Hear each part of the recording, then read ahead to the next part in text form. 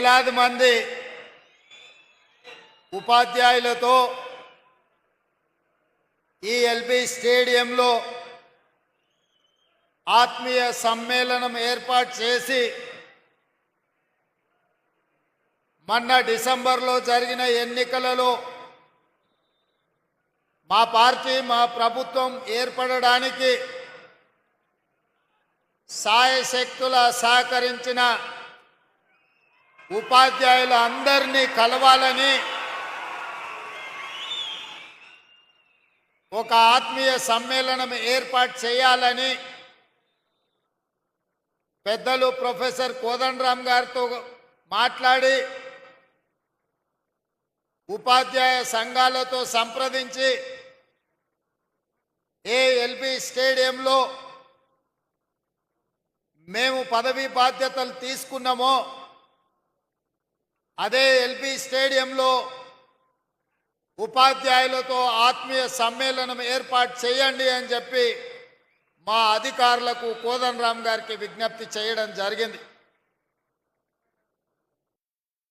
ఈరోజు ఆత్మీయ సమ్మేళనంలో భాగంగా వేదిక మీద మా మంత్రివర్యులు పొన్నం ప్రభాకర్ గారు,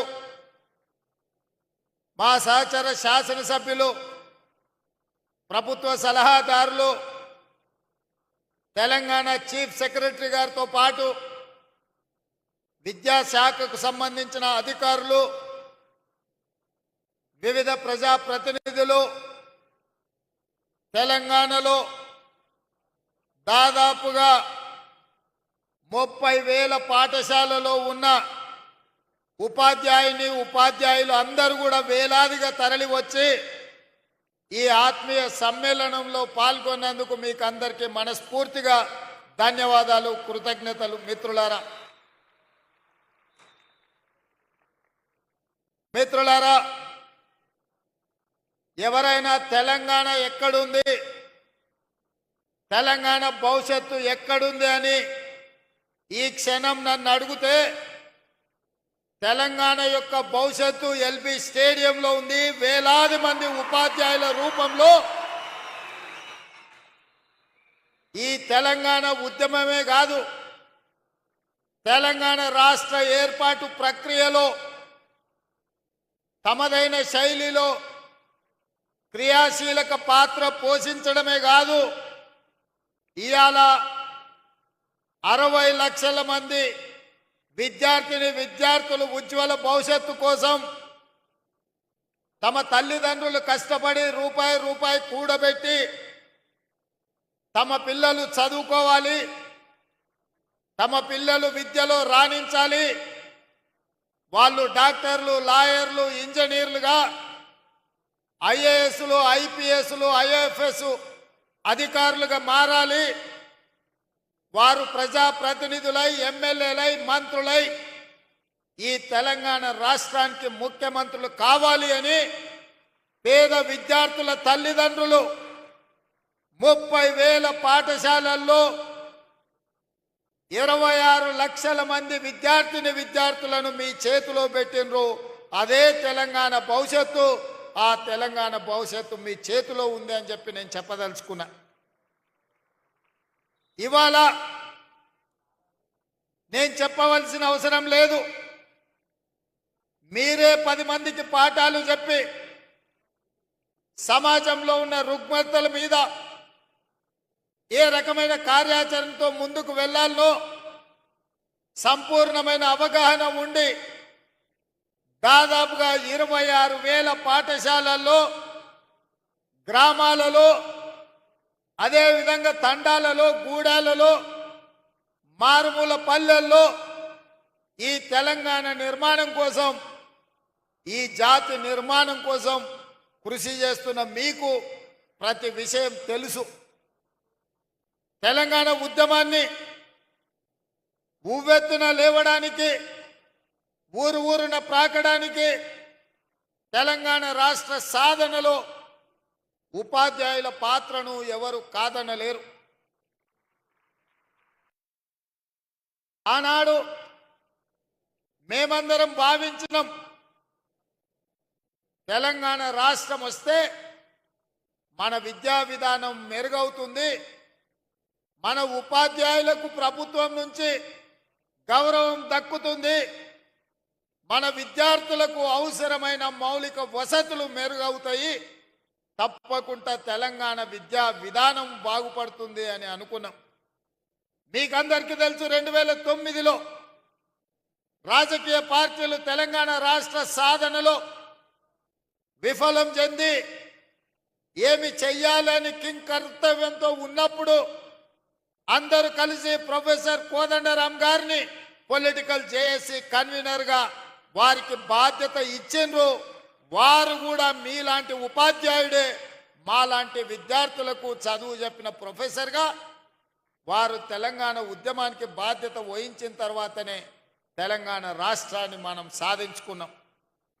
సాధించుకున్న తెలంగాణ రాష్ట్రంలో కోదండరాం గారు లాంటి వాళ్లకు, చుక్కా రామయ్య గారు లాంటి వాళ్లకు, హరగోపాల్ గారు లాంటి వాళ్లకు, ఎంతో మంది విద్య నుంచి ఎంతో మందికి విద్య దానం చేసిన గొప్ప వ్యక్తులకు సంపూర్ణమైన గౌరవం దక్కుతుంది అని భావించినాం. కానీ 10 సంవత్సరాలలో మీరు చూసిన వేదిక మీద మోహన్ రెడ్డి గారు ఉన్నారు. మీ ఉపాధ్యాయ సంఘాలకు ఒకప్పుడు నాయకత్వం వహించండు. ఒకనాడు ఉమ్మడి రాష్ట్రంలో అది చంద్రబాబు నాయుడు గారైనా, వైఎస్ రాజశేఖర రెడ్డి అయినా, రోసయ్య గారైనా, లేదా కిరణ్ కుమార్ రెడ్డి గారైనా ఉపాధ్యాయ సంఘాల నాయకులు వస్తే ముఖ్యమంత్రులు ఎదురొచ్చి వాళ్ళతో మాట్లాడి మీ సమస్యలు పరిష్కరించి ఉపాధ్యాయ సంఘాలను సచివాలయానికి పిలిచి సముచితమైన గౌరవం ఇచ్చి మీ సమస్యల్ని వినేది. మీరు లేవనెత్తిన అంశాలను ఆనాడు ప్రభుత్వాలు పరిష్కరించేది. మరి తెలంగాణ రాష్ట్రంలో ఏమి జరిగిందో, ఆనాటి పాలకులు ఏ విధంగా వ్యవహరించిందో, ప్రభుత్వ ఉపాధ్యాయులను ఏ రకంగా అవమానించే విధంగా, అనుమానించే విధంగా, వాళ్ళని ఏ రకంగా వాళ్ళు అవమానించిండ్రో మీరు కళ్ళతో చూసిండ్రు. అందుకే నేను ముఖ్యమంత్రిగా బాధ్యత చేపట్టిన తర్వాత బడ్జెట్కు సంబంధించి విద్యకు ప్రాధాన్యత ఉండాలి. పేదవాడు చదువుకున్నప్పుడే తెలంగాణ బాగుపడుతుంది. తెలంగాణ యొక్క లక్ష్యం, తెలంగాణ రాష్ట్రం యొక్క సాధన ప్రజలకు చేరుతుంది అని చెప్పి 7.3% ఈసారి విద్యకు 21,000 కోట్ల పైగా ఈరోజు విద్యకు నిధులు కేటాయించడం జరిగింది. వాస్తవంగా 10% అంటే దాదాపుగా 30,000 కోట్ల రూపాయలైనా కేటాయించాలని అన్ని లెక్కలేసినాం. కానీ ప్రభుత్వం ఇంతకు ముందే ఇచ్చిన హామీలు, చేయవలసిన పనులు, చేపట్టవలసిన బాధ్యతలతో 10% నిధులు ఇవ్వాలనుకున్న వీలు కాకపోతే 7.3%తోని 21,000 కోట్ల పైగా ఈరోజు విద్యాశాఖకు నిధులు కేటాయించడం జరిగింది. ఈరోజు నేను మీ ద్వారా ఒకే ఒక మాట చెప్పదలుచుకున్నా. రేపటి తెలంగాణ భవిష్యత్తు మీ చేతుల్లో ఉంది. కొన్ని వాస్తవాలను కూడా ఈరోజు మనం మాట్లాడుకోవాలి. తెలంగాణ రాష్ట్రంలో 40,000 పైచిలకు పాఠశాలలుంటే ప్రభుత్వ ఆధీనంలో 30,000 పాఠశాలలు ప్రభుత్వ ఆధీనంలో ఉన్నాయి. 30,000 పాఠశాలలో 26 లక్షల మంది విద్యార్థులు ఉన్నారు. కానీ అదే ప్రైవేట్లో 10,000 పాఠశాలలుంటే 33 లక్షల మంది విద్యార్థులు ఈరోజు ప్రైవేట్ పాఠశాలల్లో చదువుకుంటున్నారు. నేను ఈరోజు ఈ ఆత్మీయ సమ్మేళనంలో మా ఉపాధ్యాయులను నేను ఒకటే అడుగుతున్నా. ప్రైవేటు పాఠశాలల్లో మీకంటే గొప్పగా చదువుకున్నోళ్ళు, మీకంటే ఎక్కువ చదువుకున్నోళ్ళు టీచర్లు ఉన్నారా? ఒక్కసారి ఆలోచన చేయండి. ఇవాళ మీలో ఎంఏ బిఎడ్ చదువుకున్నోళ్ళు, లేదా డాక్టరేట్లు చేసిన వాళ్ళు, ఉన్నత చదువులు చదువుకున్నోళ్ళు మీలో ఉన్నారు, ఉపాధ్యాయులుగా ఉన్నారు.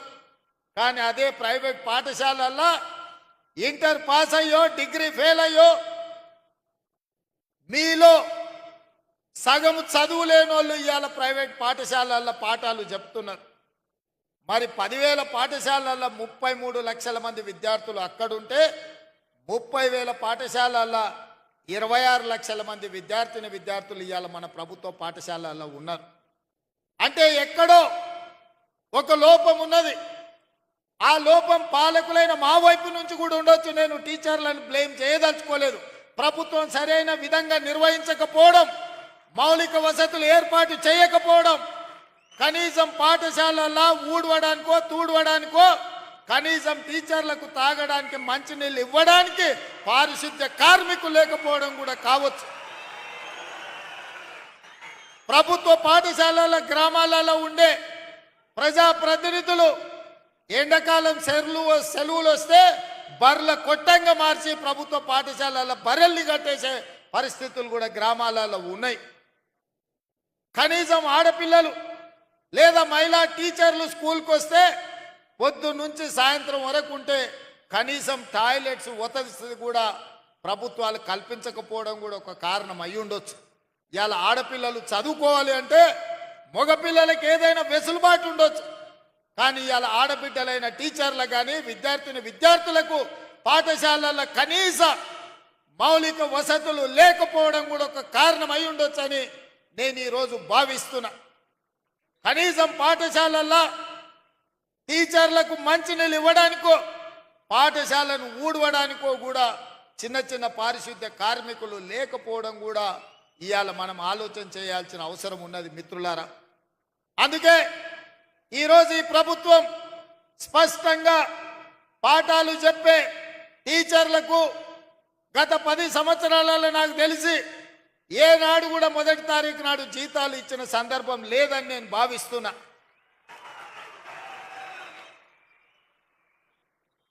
మీరు మీ పిల్లల చదువుల కోసమో, ఇల్లు కొనుక్కోవడానికో, కారు సైకిల్ మోటార్ లోన్ తీసుకుంటేనో, ఏదైనా బ్యాంకుల్లో అప్పు తెచ్చుకుంటే మీరు ఇచ్చిన చెక్కులు సరైన సమయంలో మీకు జీతాలు రాకపోతే చెక్కులు బౌన్స్ అయిపోయి మీ సిబిల్ స్కోర్ ఖరాబ్ అయిపోయి బ్యాంకులు కూడా నమ్మని పరిస్థితులు ఇవాళ వచ్చినాయి, దాపురించినాయి గత 10 సంవత్సరాలలో. అందుకే నేను ఆలోచన చేసిన మొట్టమొదట ప్రభుత్వం ఒక యజమాని, ఆ యజమాని పరిధిలో పనిచేసే దాదాపుగా 5 లక్షల మంది ఉద్యోగులకు తమ యజమాని మీద విశ్వాసం ఉండాలి, తమ యజమాని మీద నమ్మకం ఉండాలి. ఆ నమ్మకం ఏంది అంటే మా యజమాని నాకు భద్రత కల్పిస్తాడు, మా యజమాని నాకు 1వ తారీఖు నాడు జీతం వస్తాడు, మా యజమాని నాకు కష్టం వస్తే నేను చెప్పుకుంటే చెప్పడానికి అవకాశం ఇస్తాడు, మా యజమాని నన్ను కలుస్తాడు, నా బాధ వింటాడు అన్న విశ్వాసం యజమాని మీద ఉన్నప్పుడు ఆ ఉద్యోగి తప్పకుండా ఒళ్ళు దాచుకోకుండా పనిచేస్తాడు, యజమాని అభ్యున్నతి కోసం పాటుపడతాడు. కానీ విచిత్రం, ఉమ్మడి రాష్ట్రానికంటే తెలంగాణ రాష్ట్రం వచ్చిన తర్వాత ఉద్యోగుల యొక్క పరిస్థితులు దిగజారినాయి. ఇది వాస్తవం, ఇది నిజం, కఠోరమైన మనం ఈరోజు మాట్లాడుకోవాల్సిన పరిస్థితి. అందుకే ఈరోజు వేదిక మీద నర్సిరెడ్డి గారు, రఘుత్తం రెడ్డి గారు మీ ఎమ్మెల్సీలు ఉండ్రు. 10 సార్లు ఈ 6 నెలల 10 సార్ల కంటే ఎక్కువనే నా దగ్గరికి సమస్యల మీద వచ్చిండ్రు. ఏవిఎన్ రెడ్డి గారు ఉన్నారు, మీ ఉద్యోగ ఎమ్మెల్సీలు, టీచర్ కమ్యూనిటీ నుంచి వచ్చిన ఎమ్మెల్సీలు ఏ సమస్యలు తీసుకొచ్చినా అక్కడికక్కడ అధికారులను పిలిచి మాట్లాడిన. భిన్న అభిప్రాయాలు ఉండొచ్చు, రాజకీయంగా మా ఆలోచనలు వేరు ఉండొచ్చు, కానీ వాళ్ళు తీసుకొచ్చిన రిప్రజెంటేషన్ మీలాంటి వేలాది మంది ఉపాధ్యాయుల సమస్యలు కాబట్టి వాళ్ళతోని కూర్చోబెట్టి మాట్లాడినాం, వాటిని పరిష్కరించాలన్న ప్రయత్నం చేసినాం. మా హర్షవర్ధన్ ఎప్పుడు కలిసినా ఏదో ఒకటి 317 జీవో కావచ్చు, ఉద్యోగ బదిలీలు కావచ్చు, మీ జీతభత్యాల సమస్యలు కావచ్చు, ఏదో ఒక సమస్య కోసం ఎప్పుడు వస్తూనే ఉంటాడు, అడుగుతూనే ఉంటాడు. అందుకే మీ అందరినీ కలుసుకోలేకపోయినా మీ ప్రతినిధులను కలిసి మీ ప్రతినిధులు చెప్పే సమస్యల్ని విని భాషా పండిట్లకు దాదాపుగా 20 సంవత్సరాల నుంచి ప్రమోషన్లు లేవు, మిగతా వాళ్ళకు కూడా 10 నుంచి 15 ఏళ్ల నుంచి ప్రమోషన్లు లేవు. పెద్దలు కోదండరామ్ గారు చెప్పినట్టు మా జీవిత కాలంలో ఒక్క ప్రమోషన్ అయినా చూస్తామా, చూడకుంటేనే రిటైర్ అయిపోతామని ఆవేదన చెందుతున్నారని నా దృష్టికి తెచ్చింది. బదిలీల విషయం మీకు తెలుసు. టీచర్లను ముట్టుకోవాలంటే ఎవరైనా భయపడతారు. తేనెటీగల గురించి మీకు తెలుసు కదా. తేనెటీగలు ఎవరి జోలికి పోవు, వాటంతటా అవి ఉంటాయి. కానీ వాటి మీద ఎవరైనా రాయేస్తే ఏం జరుగుద్దో మీకు అందరికీ తెలుసు.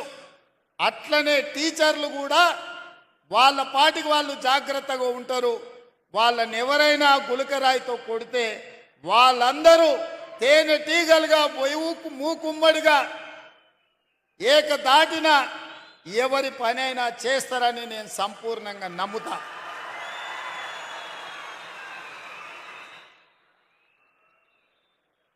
నన్ను చాలా మంది భయపెట్టిండ్రు టీచర్ల ప్రమోషన్ల విషయం ప్రస్తావించినప్పుడు. సార్ ఎవరి జోలికైనా పోవచ్చు కానీ టీచర్ల జోలికి పోకు సార్ అని అంటే నేను అన్నా. బదిలీల విషయం అప్పుడు కూడా అదే మాట చెప్పినారు. నేను ఒకే ఒక మాట చెప్పిన, మనకు స్వార్థం ఉంటేనో, మనకు వాళ్ళకి అన్యాయం చేయాలన్న ఆలోచన ఉంటేనో, వాళ్ళని నమ్మించి మోసం చేసేది ఉంటేనో వాళ్ళతో సమస్య వస్తుంది. 20 ఏళ్ల నుంచి అపరిష్కృతంగా ఉన్న సమస్యల్ని ప్రమోషన్లను ఇవ్వాలి, వాళ్ళ సమస్యల్ని పరిష్కరించాలి. ఏవైనా సమస్యల పరిష్కారంలో చిన్న చిన్న కొత్త సమస్యలు వస్తే ఈ ప్రభుత్వం సావధానంగా వింటుంది. ఈ ప్రభుత్వం ఆ సమస్యలను కూడా పరిష్కరిస్తుంది. నా చిత్తశుద్ధిలో, నా ప్రయత్నంలో లోపం లేనప్పుడు తప్పకుండా టీచర్లు అర్థం చేసుకుంటారు, ఆ టీచర్లు సహకరిస్తారని చెప్పిన. మా అధికారులను అందరినీ, బుర్రా వెంకటేశ్వరం గారిని, దేవసేన గారిని, మిగతా అధికారులందరినీ పిలిచి చెప్పిన, మీరు అందుబాటులో ఉండండి, ఎవరు వచ్చినా మాట్లాడండి. మనం ఏ మంచి లక్ష్యం కోసమో వాళ్ళ కోసమే చేస్తున్న ప్రయత్నాన్ని వాళ్ళకి వివరించండి అని చెప్పిన. ఆ ప్రయత్నం విజయవంతమైంది. ఇవాళ దాదాపుగా 24,000 మంది టీచర్లకు, అదేవిధంగా గురుకులాలతో మొదలు పెడితే 30,000 మంది టీచర్లకు పైగా ఈరోజు ప్రమోషన్లు ఇచ్చినాం. 35,000 మందికి పైగా బదిలీలు చేసినాం. అందుకే ధైర్యంగా ఈరోజు వేలాది మంది టీచర్ల మధ్యలో ఈ రాష్ట్ర ముఖ్యమంత్రిగా ఎల్పీ స్టేడియంలో మీ కుటుంబ సభ్యుడిగా మీ దగ్గరకు వచ్చి నిలబడి ప్రతి నెల 1వ తారీఖు నాడు మీకు మీ జీతం మీ ఖాతాలో పడే బాధ్యత నాది. ఈ ప్రభుత్వం మీకు అండగా ఉంటుందని చెప్పడానికే ఇక్కడికి రావడం జరిగింది. ఇదే కాదు, మీ మంచి కోసం, మీ ప్రమోషన్ల కోసం, మీ బదిలీల కోసం ఈ ప్రభుత్వం చిత్తశుద్ధితో పనిచేసింది. ఇంకేమైనా చిన్న చిన్న సమస్యలు ఉంటే మా దృష్టికి తీసుకురండి, తప్పకుండా వాటిని కూడా పరిష్కరిస్తామని చెప్పి నేను ఈ సందర్భంగా తెలియజేయదలుచుకున్నా. అందుకే మిత్రులారా, ఈ ఆత్మీయ సమ్మేళనంలో రాజకీయం లేదు. ఈ ఆత్మీయ సమ్మేళనంలో ఏ రకమైన ప్రయోజనం ఆశించలేదు. ఒకే ఒక్క ఆలోచన, ఆశ, మీ చేతుల్లో ఈ తెలంగాణ భవిష్యత్తు ఉంది. ఇవాళ ఈ తెలంగాణ బలమైన తెలంగాణగా, అభివృద్ధి తెలంగాణగా, ఆర్థికంగా నిలదొక్కునే తెలంగాణగా మార్చాలి అంటే గ్రామీణ ప్రాంతాలలో, తండాలలో, గూడాలలో, మారుమూల పల్లెల్లో ఉన్న దళిత, ఆదివాసీ, గిరిజనుల, బీసీ పిల్లలు ఇవాళ చదువుకోవాలి. వాళ్లకు చదువు చెప్పి వాళ్ళని డాక్టర్లుగా, లాయర్లుగా, ఇంజనీర్లుగా, ఐఏఎస్, ఐపీఎస్లుగా తీర్చిదిద్దే బాధ్యత మీ మీద ఉంది. అందుకే ఈ తెలంగాణ భవిష్యత్తు మా చేతుల్లో కాదు, మీ చేతుల్లో ఉందని చెప్పడానికే నేను ఇవాళ ఈ సమావేశాన్ని ఏర్పాటు చేసిన. నిన్ననే అనుకుంటా, నిన్న కాదు మొన్న అసెంబ్లీలో ఒక ఆయన అంటుండే, నేను గుంటూరులో చదువుకున్నా, నేను పూనాలో చదువుకున్నా, నేను అమెరికాలో చదువుకున్నా, నాకు గొప్ప గొప్ప చదువు వచ్చు అని. మీరు ఆడ చదువుకున్నారు అన్న నెటకారం చేయబోయింది. మీరు చూసి ఉంటారు టీవీలలో, అసెంబ్లీలో. అప్పుడు నేను లేచి నేను చెప్పిన, కొండారెడ్డిపల్లి ప్రైమరీ స్కూల్లో, గవర్నమెంట్ స్కూల్లో చదువుకున్నా అని చెప్పిన, తాండ్రా హై స్కూల్లో చదువుకున్నా అని చెప్పిన, వనపర్తి జిల్లా పరిషత్ హై స్కూల్లో, గవర్నమెంట్ జూనియర్ కాలేజీలో చదువుకున్నా అని చెప్పిన. ప్రభుత్వ పాఠశాలలో ప్రభుత్వ టీచర్లు చెప్పిన చదువు, ఆ చదువుతోనే ఇవాళ జిల్లా పరిషత్ మెంబర్గా, ఎమ్మెల్సీగా, ఎమ్మెల్యేగా, ఎంపీగా తెలంగాణ రాష్ట్రానికి ముఖ్యమంత్రి అయినా ప్రభుత్వ టీచర్లు చదువు చెప్తే నేర్చుకున్న నేను ఎవరికి తల వంచకుండా ఆత్మగౌరవంతో నిటారుగా నిలబడి ఇవాళ తెలంగాణ రాష్ట్రానికి ముఖ్యమంత్రి అయి ఏ టీచర్లు, ఏ ప్రభుత్వ పాఠశాలలో పనిచేసే టీచర్లు మాకు చదువు చెప్తే మేము ఇంత ఎత్తు ఎదిగినామో ఇవాళ ఆ టీచర్లను కలవడానికి ఆత్మీయ సమ్మేళనం ఏర్పాటు చేసిన అని చెప్పి ఆ సన్నాసికి చెప్పదలుచుకున్నా. మీ మీద నమ్మకం లేకపోయి ఉండొచ్చు, తెలంగాణ పట్ల విశ్వాసం లేకపోయి ఉండొచ్చు. అందుకే గుంటూరులో పోయి ఆ సన్నాసులు చదువుకొని ఉండొచ్చు, ఆ తర్వాత పూనా అమెరికాకు పోయి ఉండొచ్చు. కానీ నాకు సంపూర్ణమైన విశ్వాసం ఉన్నది, నమ్మకం ఉన్నది. తెలంగాణ రాష్ట్రంలో ఉపాధ్యాయులు 90% పైగా నిబద్ధతతోని పేద విద్యార్థులకు చదువులు చెప్పాలి, వాళ్ళ ఉజ్వల భవిష్యత్తు ఉండాలి అని వాళ్ళు 10/10 సాధించినప్పుడు సంతోషంతో వాళ్ళ కళ్ళల్లో ఆనందం చూడాలి అని ఇక్కడున్న వేలాది మంది టీచర్ల బాధ్యత తీసుకుంటున్నారని నాకు తెలుసు. అందుకే ఈరోజు మనమందరం ఒక ప్రతిజ్ఞ తీసుకోవాలి. పోయిన సంవత్సరానికంటే ఈ సంవత్సరం ప్రభుత్వ పాఠశాలల్లో 2 లక్షల మంది విద్యార్థులు తక్కువ చేరికలు జరిగినాయి. దీన్ని మనం విశ్లేషించుకోవాలి. ఇవాళ 26 లక్షల మంది ప్రభుత్వ పాఠశాలల్లో ఉంటే పోయిన సంవత్సరానికంటే 2 లక్షల పైగా అడ్మిషన్లు తగ్గినాయి. కొన్ని పాఠశాలలు బంద్ అయి ఉండొచ్చు, కొన్ని పాఠశాలలలో తల్లిదండ్రులు ప్రైవేటులో చెప్పిస్తేనే మాకు గ్రామంలో గౌరవం ఉంటుందని అనుకుంటుండొచ్చు. నేను చాలామందిని గ్రామాలకు వెళ్ళినప్పుడు మాట్లాడుతుంటా, అడుగుతుంటా, కుటుంబ విషయాలు అడిగిన తర్వాత పిల్లల్ని ఎక్కడ చదివిస్తున్నారు, ఏదో ప్రైవేట్ స్కూల్ పేరు చెప్తారు. ఎందుకనంటే అక్కడికి పోతే కొంచెం ఇంగ్లీష్ నేర్చుకుంటారు సార్ అనో, లేకపోతే గవర్నమెంట్ స్కూల్కి దోరితే ఊళ్ళో ఏమన్నా అనుకుంటారేమని మేము అక్కడికి దోలుతున్నామో అని. నేను అందుకే అది మారాలి, మార్చాల్సిన బాధ్యత మన మీద ఉంది. మన పిల్లలు ప్రభుత్వ పాఠశాలకు వెళ్ళడం ఆత్మ గౌరవం అని గ్రామాలలో ఉన్న తల్లిదండ్రులు భావించాలి. అందుకే అమ్మ ఆదర్శ పాఠశాలని సెల్ఫ్ హెల్ప్ గ్రూపులకు పూర్తి బాధ్యత అందించి మన పాఠశాలలు మొదటి రోజే దాదాపుగా 26 లక్షల మంది విద్యార్థులకు మొదటి రోజే వాళ్ళ పాఠ్య పుస్తకాలతో పాటు వాళ్లకు డ్రెస్సులు ఇచ్చే ప్రయత్నం చేసినాం. మొదటి విడతలోనే మేము విజయం సాధించినాం. రెండవ డ్రెస్సు కూడా తొందరలోనే మా అధికారులు ఆ పిల్లలకి ఇస్తారని నేను భావిస్తున్నా. అందుకే ఇవాళ ప్రభుత్వం వైపు నుంచి మీ సమస్యల్ని పరిష్కరించడానికి, మీతో మాట్లాడడానికి, చర్చించడానికి ఈ ప్రభుత్వానికి ఎలాంటి ఇబ్బంది లేదు, ఎలాంటి బేసజాలు లేవు. అదేవిధంగా మీ సమస్యని పరిష్కరించడానికి పాఠశాలలో ఉన్న మీ పారిశుద్ధ్య కార్మికుల సమస్యను పరిష్కరించడానికి అమ్మ ఆదర్శ పాఠశాల పేరు మీద సెల్ఫ్ హెల్ప్ గ్రూపులకే 1000 రూపాయలు, దాదాపుగా సంవత్సరానికి 79 కోట్ల రూపాయలు ఖర్చయినా మీకు పారిశుద్ధ్య కార్మికుల సమస్యను తీర్చడం ద్వారా వాళ్ళందరినీ అపాయింట్ చేసే బాధ్యత నిర్ణయం తీసుకున్నాం. రేపటి నుంచి మీ పాఠశాలల బాధ్యత మీ జీతాలలో కొంత ఇచ్చి మీరెవరినో ఉద్యోగులను పెట్టుకోవాల్సిన అవసరం లేదు. నాకు తెలుసు చాలామంది టీచర్లు తమకు వచ్చిన జీతంలో కొంత పక్కకు తీసిపెట్టి పాఠశాలలో ఊడవడానికో తూడవడానికో పారిశుద్ధ్య పనులు టీచర్లు వాళ్ళ జీతాల నుంచి నిధులు కేటాయించి చేస్తున్నారు. మీరు కష్టపడ్డ సొమ్ము మీ ఇంటికి తీసుకుపోయే విధంగా రూపాయి కూడా మీరు ఖర్చు పెట్టాల్సిన అవసరం లేకుండా ఇవాళ సెల్ఫ్ హెల్ప్ గ్రూపులకే ప్రతి పాఠశాలలో పారిశుద్ధ్య పనులు చేయడానికి వాళ్ళ ఖాతాలో డబ్బులు వేయాలి, రూపాయి భారం మీ మీద పడొద్దని ఇవాళ నిర్ణయం తీసుకున్నాం.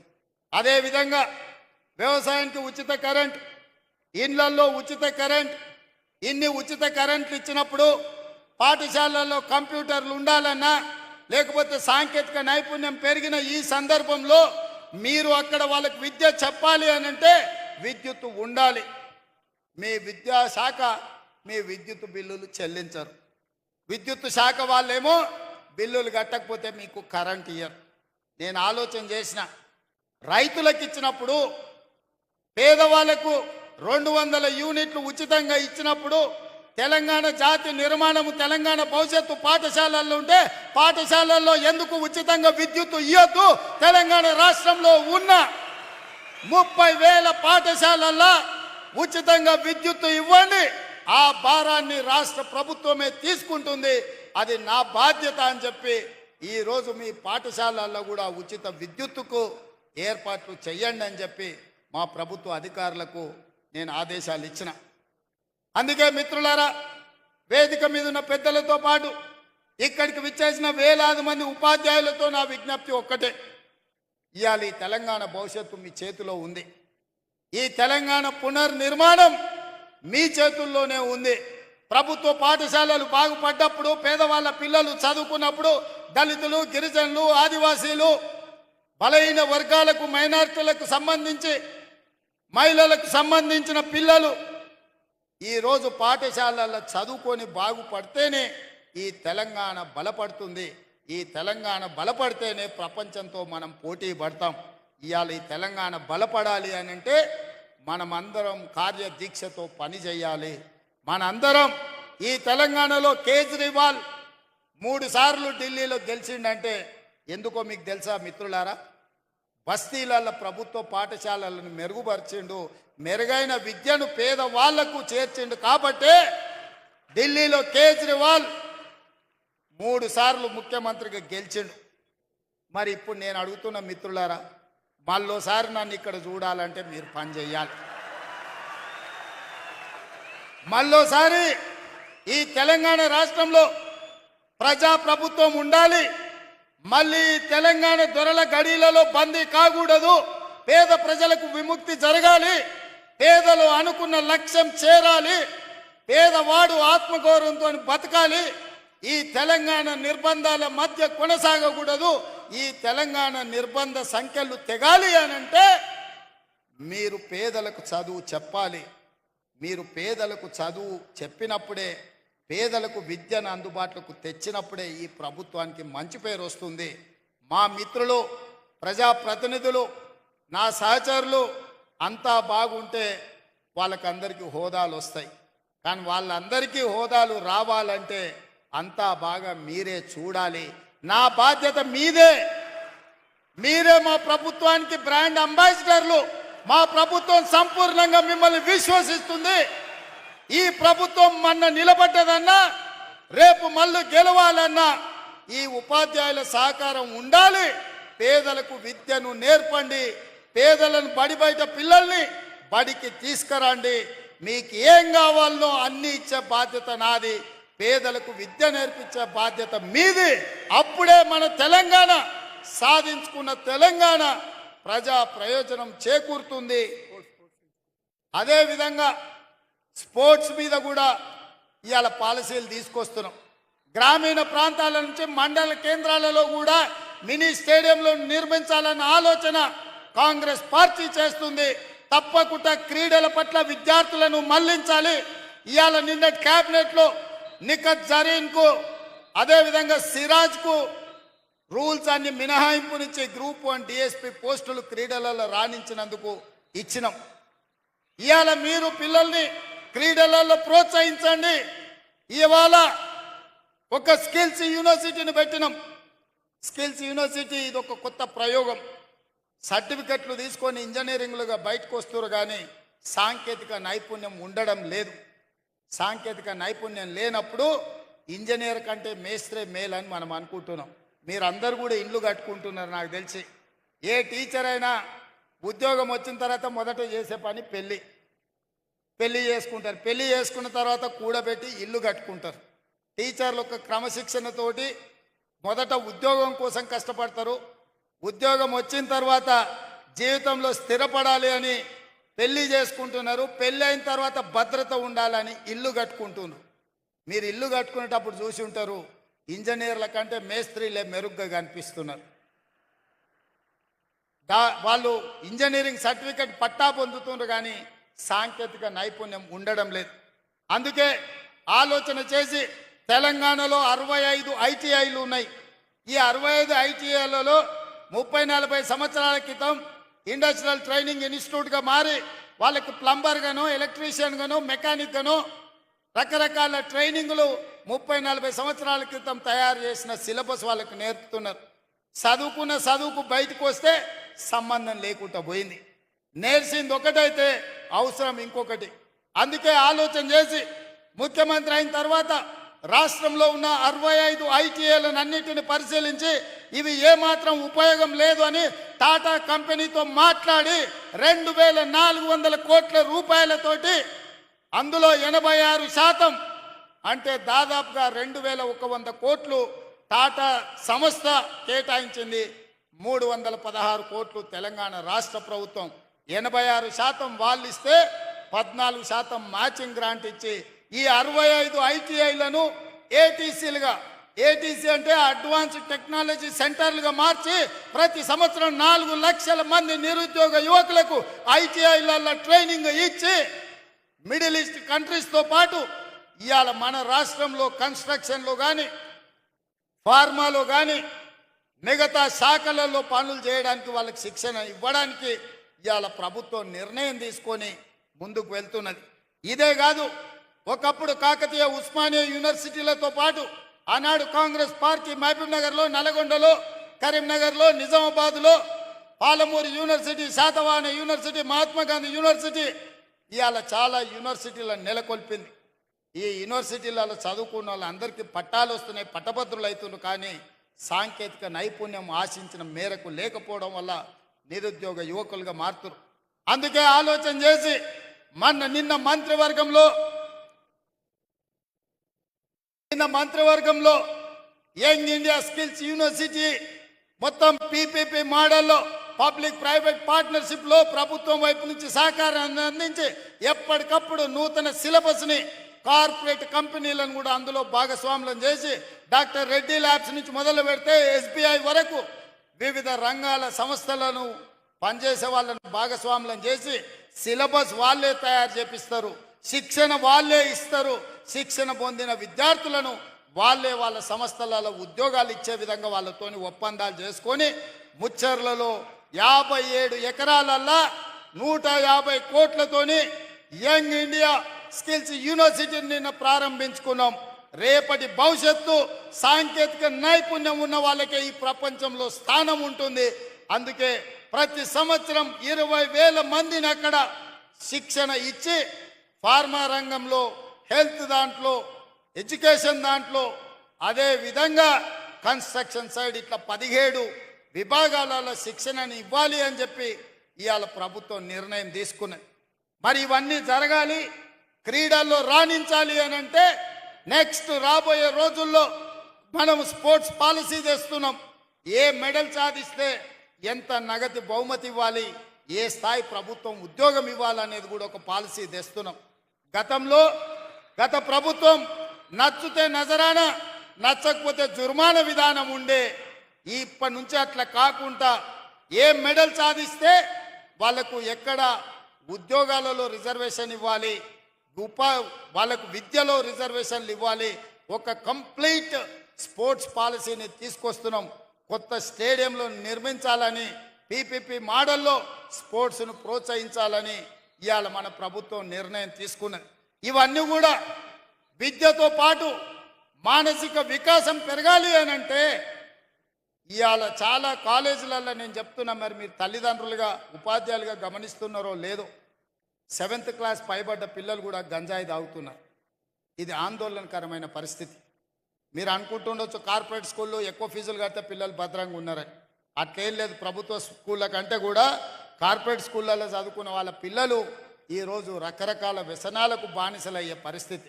ఎందుకంటే పెద్ద వాళ్ళు కూడా నాకు వచ్చి చెప్పుకుంటుంటారు అప్పుడప్పుడు, మా పిల్లల పరిస్థితి బాగలేదు, గంజాయి డ్రగ్స్కి తెలియని వయసులో వాళ్ళు అలవాటైంది, ఏం చేయాలో మాకు తెలియట్లేదు, మీరు చర్యలు తీసుకోండి. అందుకే ఈరోజు గంజాయి మీద, డ్రగ్స్ మీద ఉక్కు పాదం పెట్టి తొక్కుతున్నా. మీరు చూసి ఉంటారు, ఎంత గొప్పోడైనా ఏ సెలబ్రిటీ అయినా మెడల మీద 4 దెబ్బలు కొట్టి లోపలి దొయ్యండి అని చెప్పి ఈ మధ్యకాలంలో దొరికినోని దొరికినట్టే లోపల వేపిస్తున్నా. ఎవరు ఎన్ని ఒత్తిళ్లు తెచ్చినా ఎవరిని వదలకుండా ఇవాళ ఈ గంజాయి మొక్కల్ని ఏరేసే పనిలో ఉన్నాం. తెలంగాణ తులసి వనం లాంటి తెలంగాణలో గంజాయి మొక్కల్ని పీకాల్సిన బాధ్యత మీ మీద కూడా ఉన్నది. ఇవాళ విద్యార్థులు బానిసలు కాకుండా చూడవలసిన బాధ్యత మన మీద ఉన్నది. అందుకే ఈరోజు ఒక పక్కన స్పోర్ట్స్ని ఎంకరేజ్ చేస్తూ, ఒక పక్కన డ్రగ్స్ గంజాయి లాంటి వ్యసనాల నుంచి విద్యార్థులను బయటికి తీసుకొస్తూ వాళ్ళకు ఒక మంచి భవిష్యత్తు ఉండాలి అనంటే మనం బాధ్యతాయుతంగా వ్యవహరించాలి. మన ప్రభుత్వ పాఠశాలల్ని మెరుగుపరచుకోవాల్సిన అవసరం మన మీద ఉన్నది. పాలకులుగా, ప్రభుత్వ పెద్దగా మీకేమున్నా నాకు చెప్పండి, వాటిని పరిష్కరించే బాధ్యత నాది.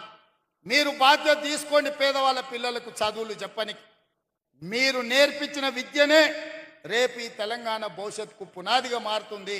ఇవాళ అమెరికాలో మన వాళ్ళు ఇంతమంది ఉన్నారంటే 90% ప్రభుత్వ పాఠశాలల్లో చదువుకున్నోళ్ళే.